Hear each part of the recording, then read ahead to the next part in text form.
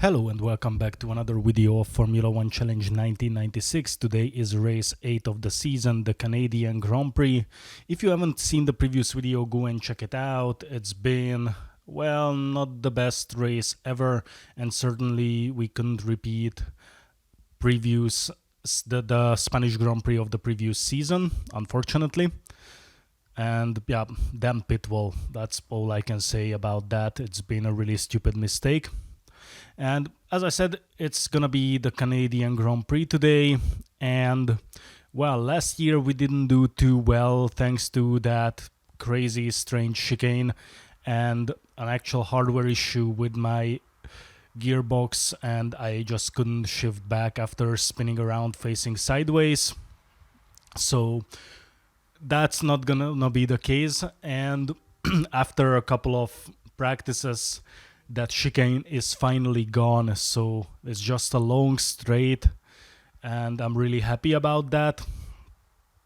So hopefully we can get a better result and a better race here than it's been last year.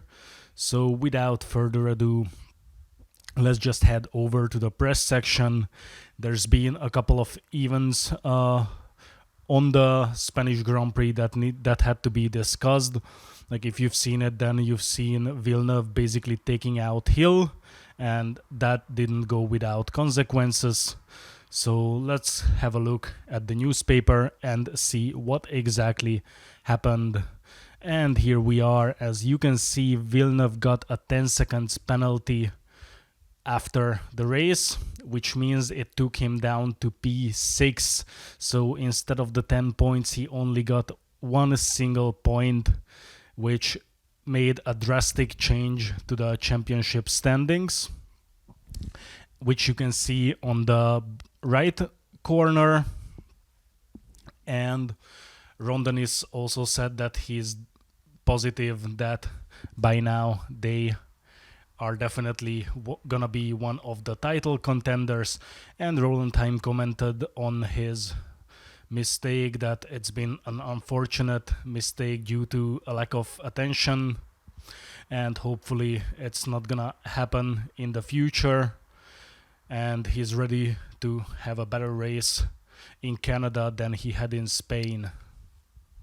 And this is pretty much it for the news.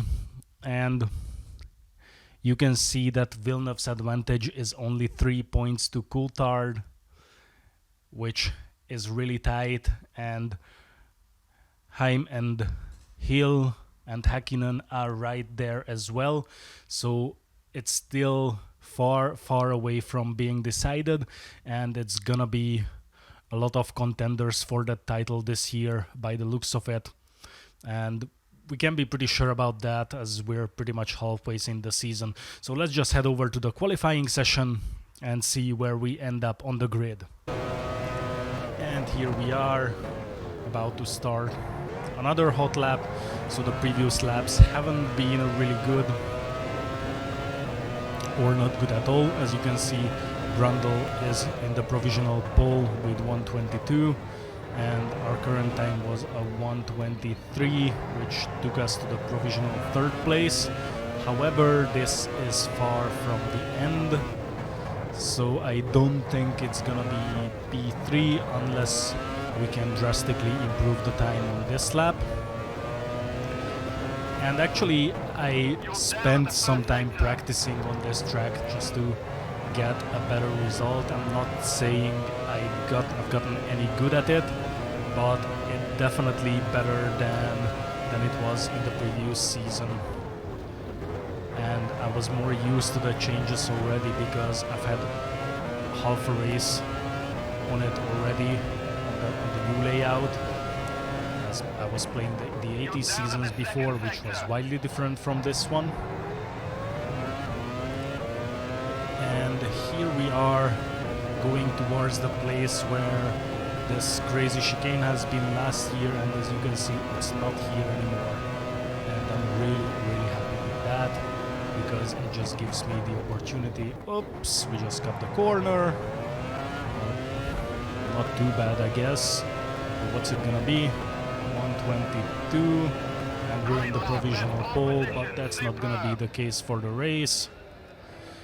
As you can see, Villeneuve starts from pole position, followed by Schumacher and Hill, and then Alesi in the Benetton. And unfortunately, I forgot to edit the files back after the previous race where there was Kolar instead of Salo. Berger starts from P5, Coulthard from P6. So I forgot to edit the files, so I had to do it afterwards, which made all the qualifying times disappear. That's why you don't see anything here. Häkkinen starts from P7, Barrichello from P8. Our teammate Panis managed to out-qualify us again and starts from P9. Brundle starts from P10. And here we are on P11, and well, by the looks of it, it's gonna be our go-to spot on the starting grid. Irvine on P12, Verstappen in P13, followed by Herbert on P14. Again, we're not seeing the Monaco winner here. Frentzen in P15, Fisichella in P16. That's a pretty good result from the Minardi. Rosset on P17, Salo in P18. They might have been better off with the reserve driver, I would say.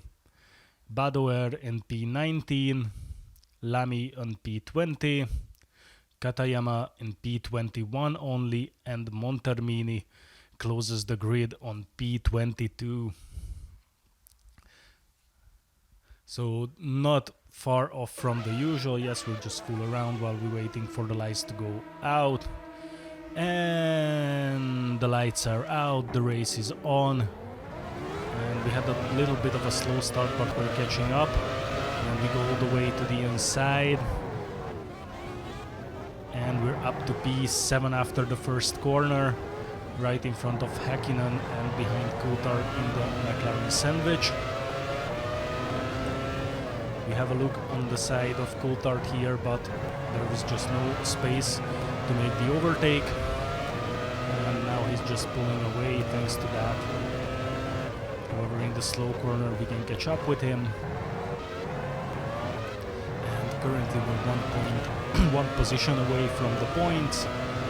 But it's just the first lap, and I'm positive that if they get stuck behind each other in the front, then we might be able to get at least a position or two quite early on in the race. And we're going in with a daring move in the hairpin, and we're up to P6. Didn't even have to wait for Coulthard to get stuck behind Berger, Schumacher, Alesi, and those other drivers in front of him. And we seem to be faster than Schumacher on the back straight. And we're already chasing him towards the first corner. Clearly faster. Go for the move. Outbrake ourselves, go way too wide, but still can rejoin in front of Schumacher. Wasn't really a nice move, but hey, and let's have a look at the start from a different angle. Hill comes away quite well, and Villeneuve is the real winner. And as you can see, the Ferrari fighting Alesi, Benetton, but still stays in P3. And after the next corner, they are still fighting. And nothing really happened after that.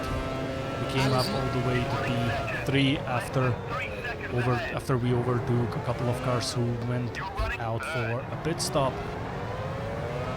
So we're on the podium now. However, well, obviously we're gonna lose some of these positions after we go out to the pit stop.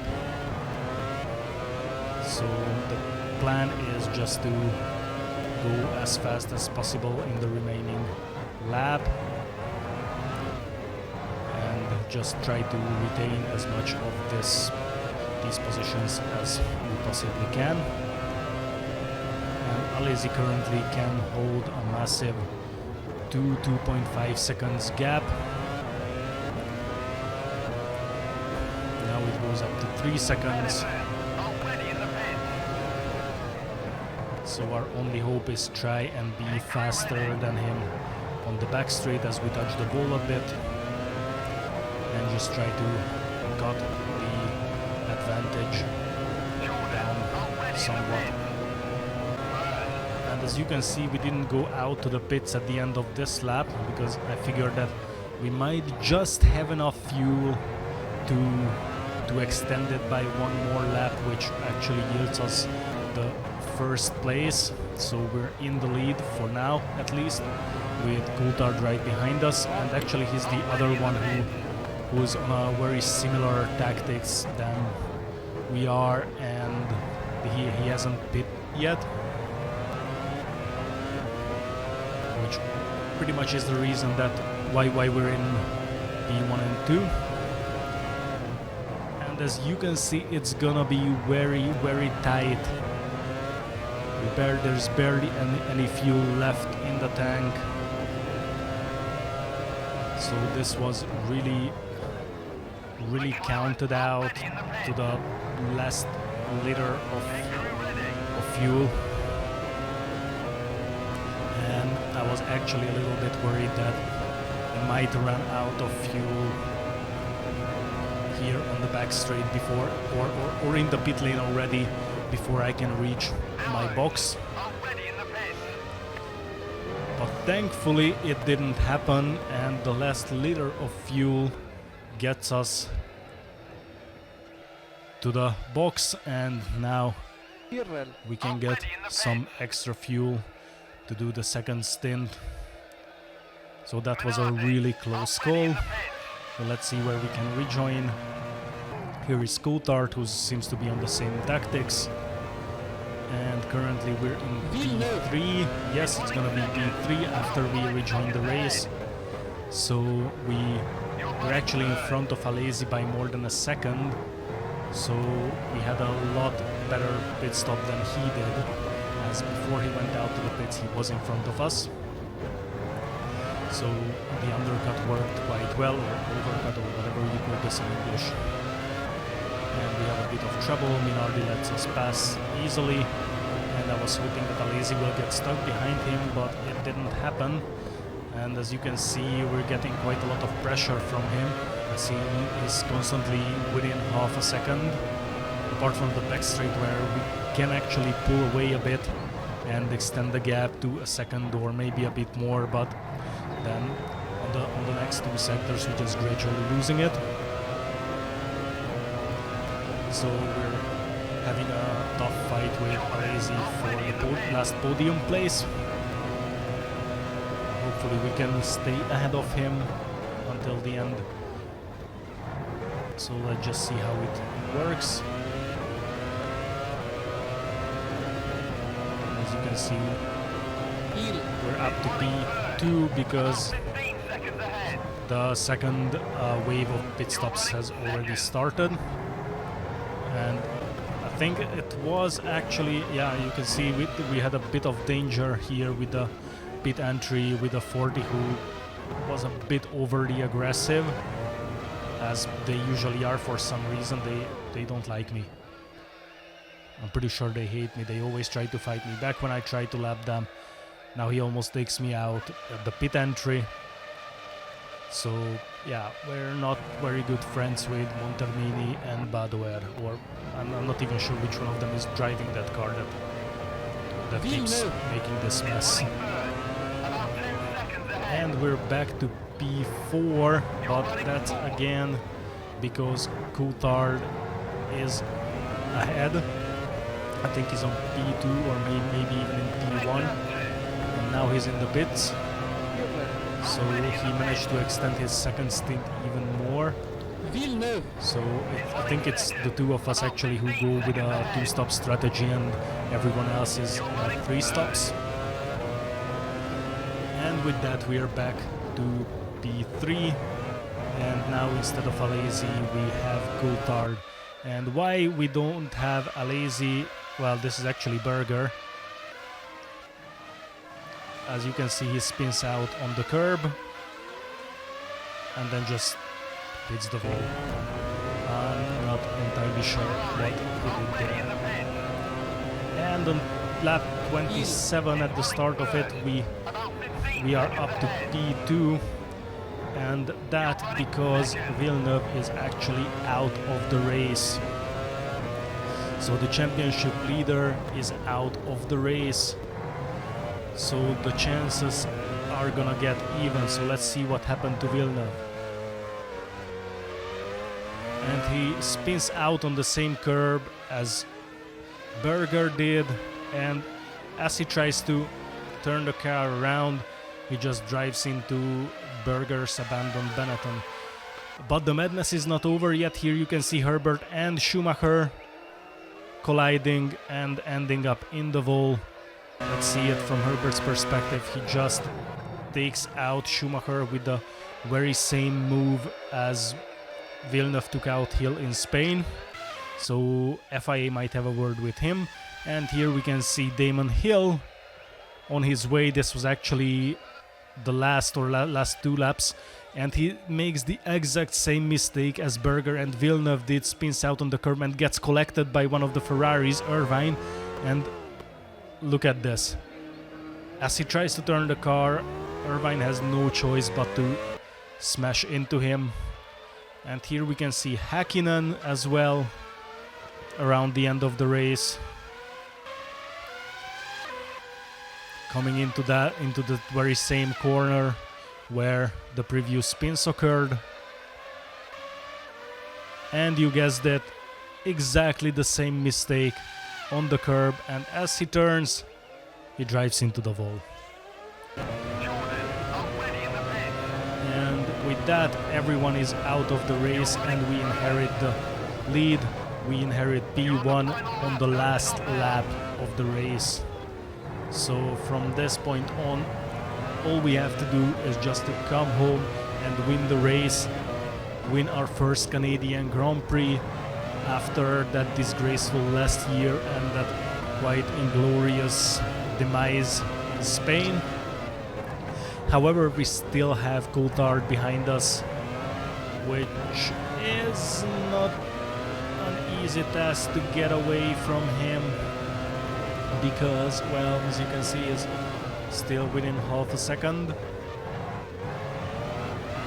He's actually in a really good form in the last couple of races, and he can constantly deliver good results, good positions, basically ever since his win in San Marino.